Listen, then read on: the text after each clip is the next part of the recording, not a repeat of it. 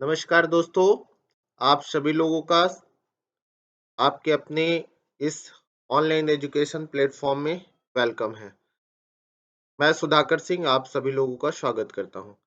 आज प्रेम मंजूषा की हम तीसरी महत्वपूर्ण कहानी बूढ़ी काकी का अध्ययन करेंगे। अगर बात किया जाए तो मुंशी प्रेमचंद जी के द्वारा रचित महत्वपूर्ण कहानी संग्रह प्रेम मंजूषा की यह तीसरी महत्वपूर्ण कहानी है जिस पर आज हम चर्चा करेंगे और इसका अध्ययन करेंगे। तो चलिए शुरुआत करते हैं। बूढ़ी काकी काफी इंटरेस्टिंग, महत्वपूर्ण और मजेदार कहानी है। सभी लोग जरूर सुनिए और देखिए। अगर आप हिंदी साहित्य के विद्यार्थी हैं तब तो यह आपके लिए बहुत ही अच्छा है। अदरवाइज आप हिंदी में रुचि जगाना चाहते हैं उसके लिए भी यह बहुत ही अच्छा है। तो चलिए शुरुआत करते हैं। बूढ़ी काकी। बुढ़ापा बहुधा बचपन का पुनरागमन हुआ करता है। बूढ़ी काकी में जिह्वा स्वाद के सिवा और कोई चेष्टा शेष न थी और ना ही अपने कष्टों की ओर आकर्षित करने का रोने के अतिरिक्त कोई दूसरा सहारा ही। समस्त इंद्रियां, नेत्र, हाथ और पैर जवाब दे चुके थे।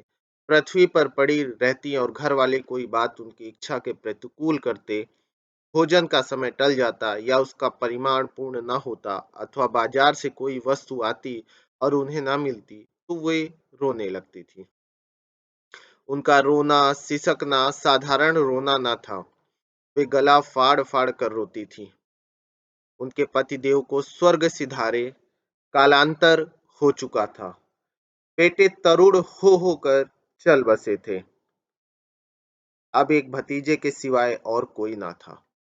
उसी भतीजे के नाम उन्होंने अपनी सारी संपत्ति लिख दी थी। भतीजे ने संपत्ति लिखाते समय तो खूब लंबे चौड़े वादे किए, परंतु वे सब वादे केवल कुली डीपो के दलालों के दिखाए हुए सब्ज बाग थे। यद्यपि उस संपत्ति की वार्षिक आय 150-200 रुपए से कम न थी, तथापि बूढ़ी काकी को पेट भर भोजन भी कठिनाई से मिलता था। दोस्तों याद रखिएगा, 150-200 रुपए ये आज के हिसाब से नहीं है। उस समय जब प्रेमचंद जी लिख रहे हैं उस समय के हिसाब से है, यानी 1930 के आसपास के समय के हिसाब से है। तथापि बूढ़ी काकी को पेट भर भोजन भी कठिनाई से मिलता था। इसमें उनके भतीजे पंडित बुद्धिराम का अपराध था अथवा उनकी अर्धांगिनी श्रीमती रूपा का। इसका वर्णन करना सहज नहीं। बुद्धिराम स्वभाव के सज्जन थे, किंतु उसी समय तक जब तक कि उनके कोष पर कोई आंच न आए। रूपा स्वभाव से तीव्र थी सही, पर ईश्वर से डरती थी। अतएव बूढ़ी काकी को उसकी तीव्रता उतनी न खलती थी जितनी बुद्धिराम की भल मनसाहत। बुद्धिराम को कभी कभी अपने अत्याचार का खेद होता था। विचारते कि इसी संपत्ति के कारण मैं इस समय भल मानुष बना बैठा हूँ। यदि मौखिक आश्वासन और सूखी सहानुभूति से स्थिति में सुधार हो सकता तो उन्हें कदाचित कोई आपत्ति न होती, परंतु विशेष व्यय का भय उनकी सचेष्टा को दबाए रखता था। यहाँ तक कि यदि द्वार पर कोई भला आदमी बैठा होता और बूढ़ी काकी उस समय अपना राग अलापने लगती तो वह आग हो जाते और घर में आकर उन्हें जोर से डांटते। लड़कों को बुढ़ों से स्वाभाविक विद्वेष होता ही है, और फिर जब माता पिता का यह रंग देखते तो बूढ़ी काकी को और सताया करते। कोई चुटकी काट कर भागता, कोई उन पर पानी की कुल्ली कर देता। काकी चीख मार कर रोती, परंतु यह बात प्रसिद्ध थी कि वह केवल खाने के लिए रोती है। अतः उनके संताप और आर्तनाद पर कोई ध्यान नहीं देता था। हाँ, काकी क्रोधातुर होकर बच्चों को गालियां देने लगती तो रूपा घटना स्थल पर आ पहुंचती। इस भय से काकी अपने जिह्वा कृपाण का कदाचित ही प्रयोग करती थी। यद्यपि उपद्रव शांति का यह उपाय रोने से कहीं अधिक उपयुक्त था। संपूर्ण परिवार में यदि काकी से किसी को अनुराग था तो वह बुद्धिराम की छोटी लड़की लाडली थी, यानी बुद्धिराम और रूपा की छोटी लड़की लाडली। लाडली अपने दोनों भाइयों के भय से अपने हिस्से की मिठाई चबेना बूढ़ी काकी के पास बैठकर खाया करती थी।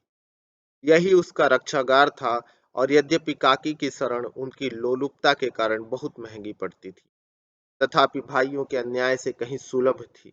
इसी स्वार्थानुकूलता ने उन दोनों में सहानुभूति का आरोपण कर था। रात का समय था। बुधिराम के द्वार पर शहनाई बज रही थी और गांव के बच्चों का झुंड विस्मयपूर्ण नेत्रों से गाने का रसास्वादन कर रहा था। चारपाइयों पर मेहमान विश्राम करते हुए नाइयों से मुक्कियां लगवा रहे थे। समीप ही खड़ा हुआ भाट विरदावली सुना रहा था और कुछ भावज्ञ मेहमानों की वाह वाह पर ऐसा खुश हो रहा था मानो इस वाह वाह का यथार्थ में वही अधिकारी है। तो एक अंग्रेजी पढ़े हुए नवयुवक इस व्यवहारों से उदासीन थे। वे इस गंवार मंडली में बोलना अथवा सम्मिलित होना अपनी प्रतिष्ठा के प्रतिकूल समझते थे। आज बुद्धिराम के बड़े लड़के सुखराम का तिलक आया है। यह उसी का उत्सव है। घर के भीतर स्त्रियां गा रही थीं और रूपा मेहमानों के लिए भोजन के प्रबंध में व्यस्त थी। भट्ठियों पर कड़ाह चढ़ रहे थे। एक में पूड़ियां कचौड़ियां निकल रही थीं, दूसरे में अन्य पकवान बनते थे। दूसरे में अन्य पकवान बनते थे। एक बड़े हंडे में मसालेदार तरकारी पक रही थी। घी और मसाले की क्षुधा वर्धक सुगंधी चारों ओर फैली हुई थी।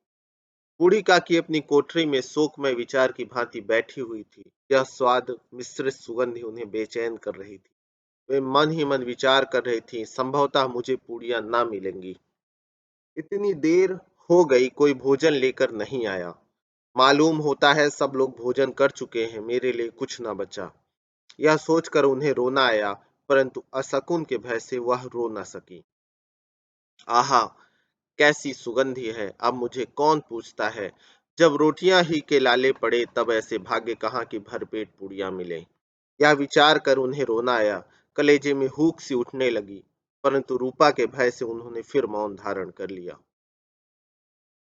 बूढ़ी काकी देर तक इन्हीं दुखदायक विचारों में डूबी रही। घी और मसालों की सुगंधी रह रहकर मन को आपे से बाहर कर किए देती थी। मुंह में पानी भर भर आता था। पूड़ियों का स्वाद स्मरण करके हृदय में गुदगुदी होने लगती थी। किसे पुकारूं, आज लाडली बेटी भी नहीं आई। दोनों छोकरे सदा दिक किया करते थे, आज उनका भी कहीं पता नहीं। कुछ मालूम तो होता कि क्या बन रहा है। बूढ़ी काकी की कल्पना में पूड़ियों की तस्वीर नाचने लगी। खूब लाल लाल, फूली फूली, नरम नरम होंगी। रूपा ने भली भांति मोयन दिया होगा। कचौड़ियों में अजवाइन और इलायची की महक आ रही होगी। एक पूड़ी मिलती तो जरा हाथ में लेकर देखती। क्यों न चलकर कड़ाह के सामने ही बैठूं। पूड़ियां छन छन कर तैरती होंगी। कड़ाह से गरम गरम निकल कर थाल में रखी जाती हों। फूल हम घर में भी सूंघ सकते हैं, परंतु वाटिका में कुछ और बात होती है। इस प्रकार निर्णय करके बूढ़ी काकी उकड़ू बैठकर हाथों के बल सरकती हुई बड़ी कठिनाई से चौखट से उतरी और धीरे धीरे रेंगती हुई कड़ाह के पास आ बैठी। यहाँ आने पर उन्हें उतना ही धैर्य हुआ जितना भूखे कुत्ते को खाने वाले के सम्मुख बैठने में होता है।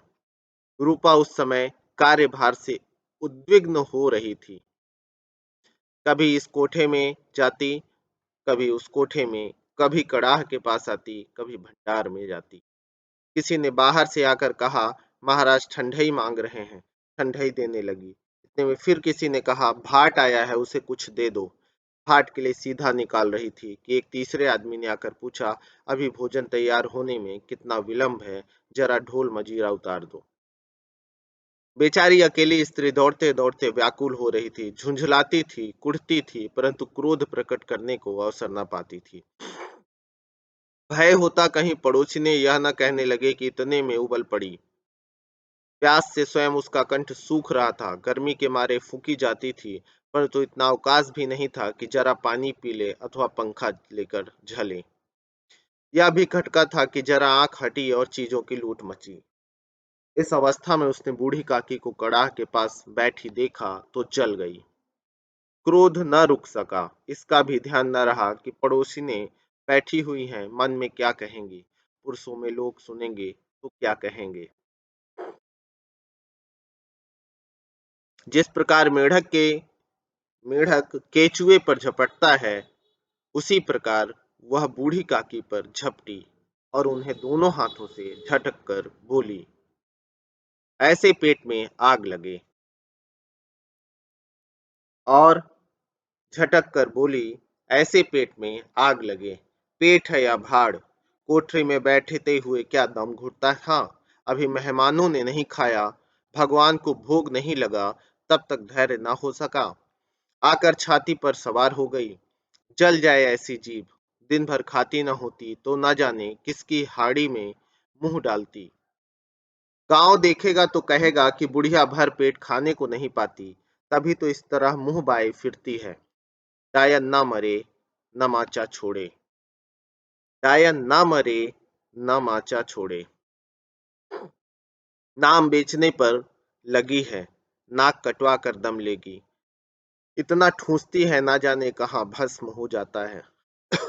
लो, भला चाहती हो तो जाकर कोठरी में बैठो, जब घर के लोग खाने लगेंगे तब तुम्हें भी मिलेगा।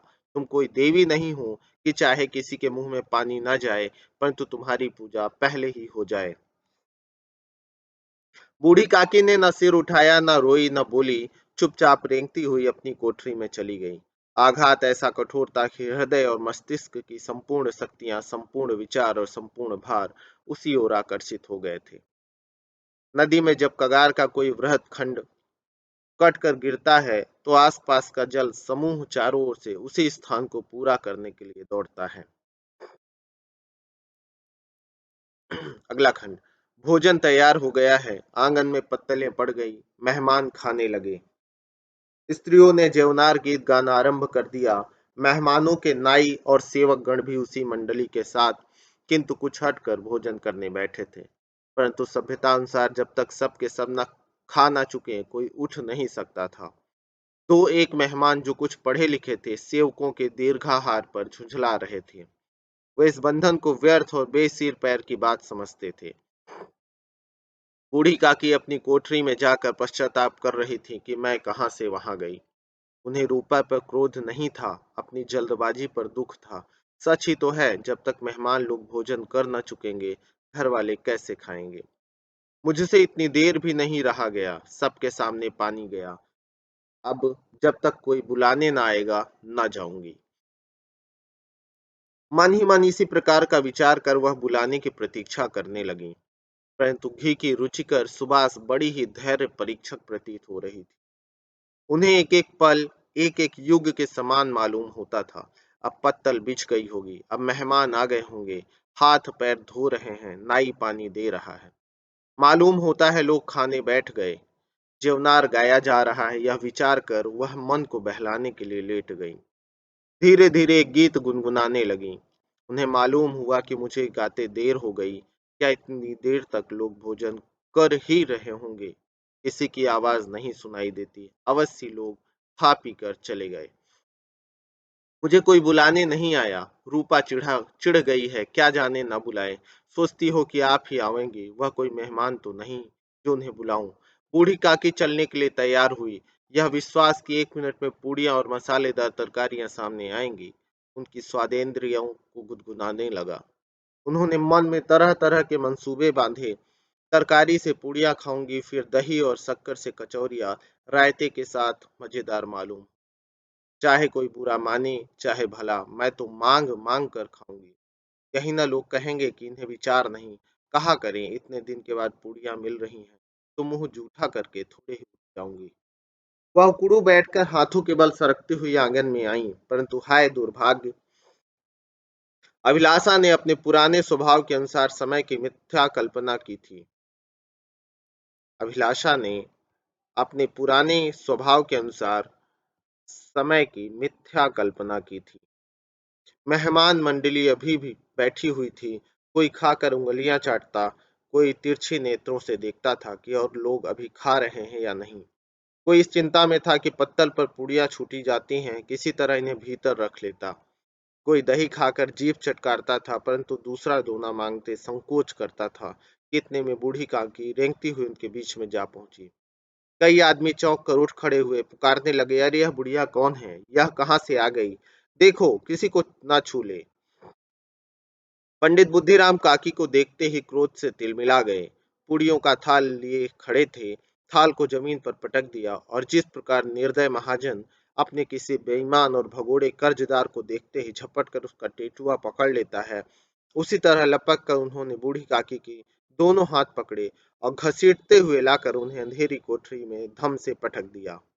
आशा रूपी वाटिका लू के एक ही झोंके से नष्ट विनष्ट हो गई। मेहमानों ने भोजन किया, घर वालों ने भोजन किया, बाजे वाले, धोबी, चमार भी भोजन कर चुके, परंतु बूढ़ी काकी को किसी ने न पूछा। बुद्धिराम और रूपा दोनों ही बूढ़ी काकी को उनकी निर्लज्जता के लिए दंड देने का निश्चय कर चुके थे।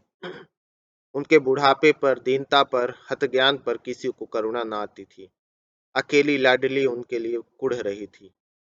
लाडली को काकी से अत्यंत प्रेम था। बेचारी भोली लड़की थी। बाल विनोद और चंचलता की उसमें गंध तक न थी। दोनों बार जब उसके माता पिता ने काकी को निर्दयता से घसीटा तो लाडली का हृदय ऐंठ कर रह गया। वह झुंझला रही थी कि यह लोग काकी को क्यों बहुत सी पूड़ियां नहीं दे देते। क्या मेहमान सब की सब खा जाएंगे? और यदि काकी ने मेहमानों के पहले खा लिया तो क्या बिगड़ जाएगा? वह काकी के पास जाकर उन्हें धैर्य देना चाहती थी, परंतु माता के भय से न जाती थी। उसने अपने हिस्से की पूड़ियां बिल्कुल न खाईं, अपनी गुड़ियों की पिटारी में बंद कर रखी थी। वह उन पूड़ियों को काकी के पास ले जाना चाहती थी। उसका हृदय अधीर हो रहा था। बूढ़ी काकी मेरी बात सुनते ही उठ बैठेंगी, पूड़ियां देखकर कैसी प्रसन्न होंगी, मुझे खूब प्यार करेंगी। रात के 11 बज गए थे। रूपा आंगन में पड़ी सो रही थी। लाडली की आंखों में नींद न आती थी।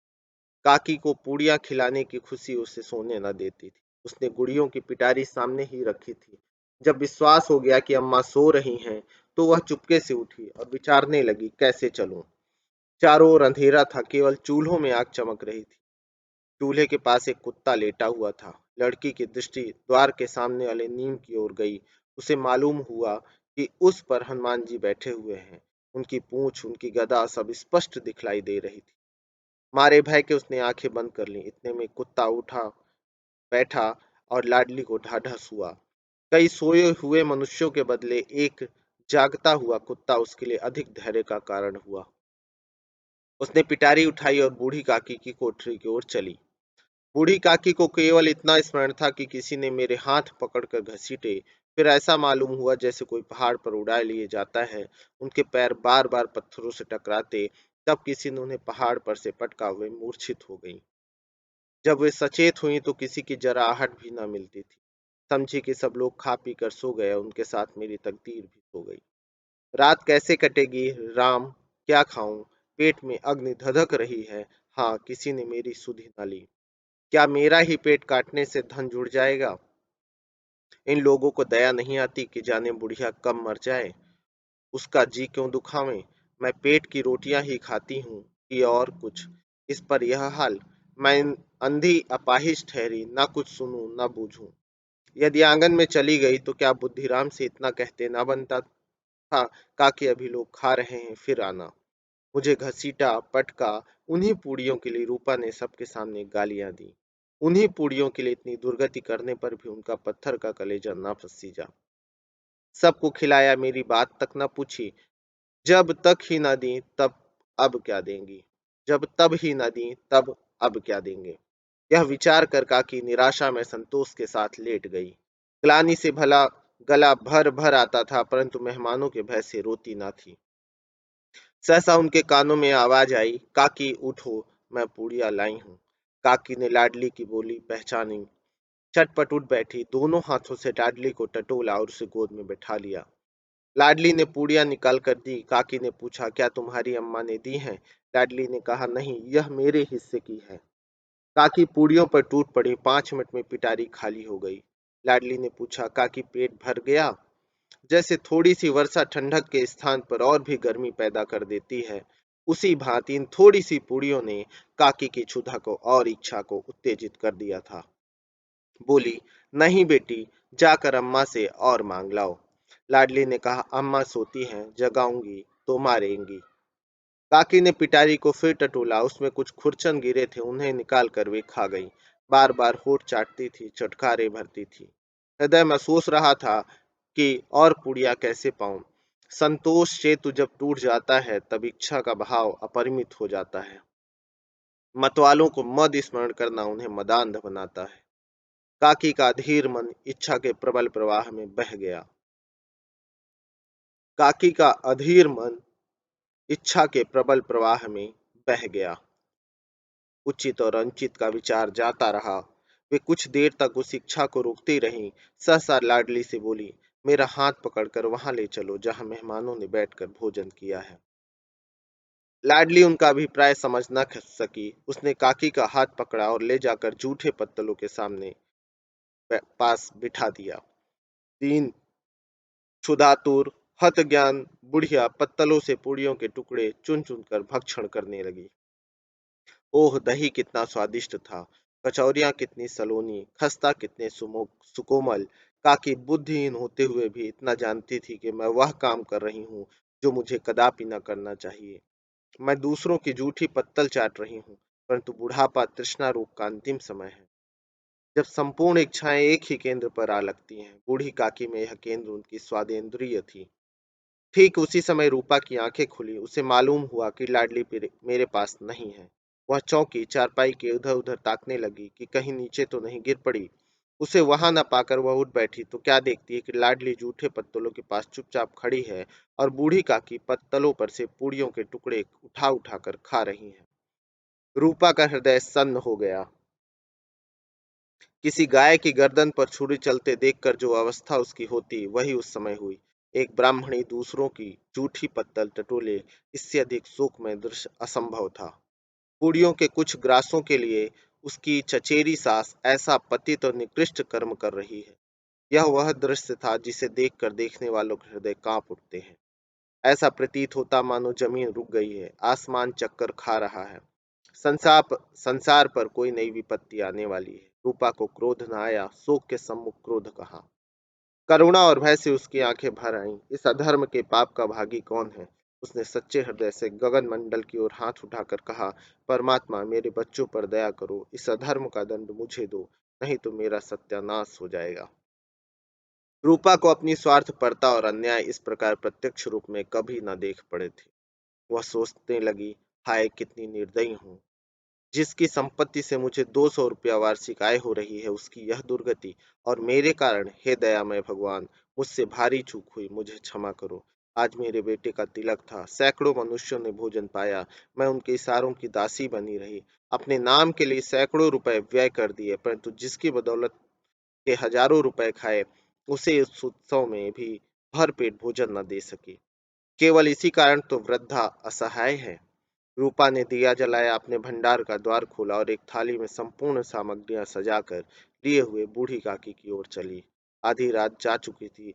आकाश पर तारों के थाल सजे हुए थे और उन पर बैठे हुए देवगण स्वर्गीय पदार्थ सजा रहे थे, परंतु उनमें किसी को वह परमानंद प्राप्त न हो सकता था जो बूढ़ी काकी को अपने सम्मुख थाल देकर प्राप्त हुआ। रूपा ने कंठावरुद्ध स्वर में कहा, काकी उठो, भोजन कर लो, मुझसे आज बड़ी भूल हुई, उसका बुरा ना मानना। परमात्मा से प्रार्थना कर दो कि वह मेरा अपराध क्षमा कर दे। भोले भाले बच्चों की भांति जो मिठाइयां पाकर मार और तिरस्कार सब भूल जाता है, बूढ़ी काकी वैसे ही सब भुलाकर बैठी हुई खाना खा रही थी। उनके एक एक रोए से सच्ची सदिच्छाएं निकल रही थी और रूपा बैठी स्वर्गीय दृश्य का आनंद लेने में निमग्न थी। तो दोस्तों, ये प्रेमचंद जी की महत्वपूर्ण कहानी रही आपकी बूढ़ी काकी, जिसमें आपने खास करके बुढ़ापे की तृष्णा, लालच और इच्छा को देखा। खास करके अगर कहा जाए तो बुढ़ापा प्रायः बचपन का पुनः आगमन माना जाता है, जिसमें आपकी स्वादेंद्रियां, आपकी इच्छाएं तीव्र हो जाती हैं, और उसी चीज को प्रेमचंद जी ने यहाँ पर इंडिकेट भी किया है, आपके सामने रखा भी है। साथ के साथ इस कहानी के माध्यम से प्रेमचंद जी ने यह भी बताने का प्रयास किया है कि किस प्रकार से एक ही परिवार में लालच भी घर कर जाती है, तो उस लालच के कारण व्यक्ति अपने घर के लोगों का ही प्यार और लगाव और उनकी निस्वार्थ प्रेम की भावना को भूल जाता है। इन सारी चीजों को बूढ़ी काकी के माध्यम से प्रेमचंद जी ने आपके सामने रखने का प्रयास किया, जो आज भी, आज के परिवेश में भी पूरी तरह से प्रासंगिक है। ठीक है, तो ये रही आपकी प्रेमचंद जी की तीसरी महत्वपूर्ण कहानी, बूढ़ी काकी। नई कहानी के साथ जल्दी ही मिलते हैं। Have a good day, good luck, bye bye दोस्तों। वीडियो को लाइक करिए, शेयर करिए, कमेंट बॉक्स में कमेंट करिए, साथ के साथ चैनल को सब्सक्राइब करना बिल्कुल भी ना भूलिएगा।